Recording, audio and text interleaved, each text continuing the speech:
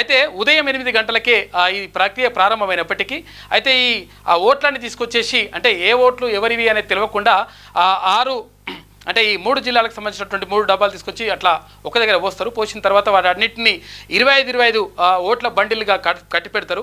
అయితే గత ఎన్నికలకు సంబంధించి 50 బండిల్స్గా 50 ఓట్లని ఒక బండిల్స్గా కట్టి పెడుతుండే.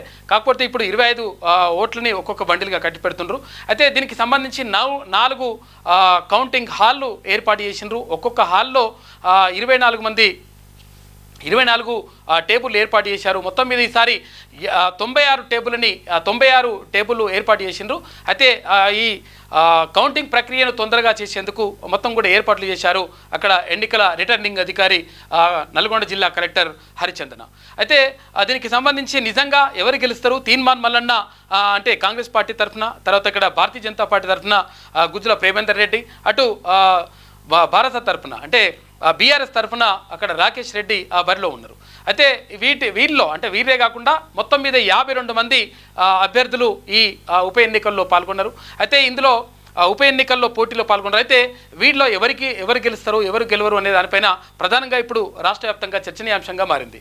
అయితే నిన్న పార్లమెంట్ ఫలితాలు వచ్చినటువంటి నేపథ్యంలో అక్కడ 8 కాంగ్రెస్ పార్టీకి, 8 భారతీయ జనతా పార్టీకి, 1 ఎంఐఎంకి అంటే 17 స్థానాలకు సంబంధించి మొత్తం రిజల్ట్ వచ్చేసినాయి మన రాష్ట్రానికి సంబంధించి.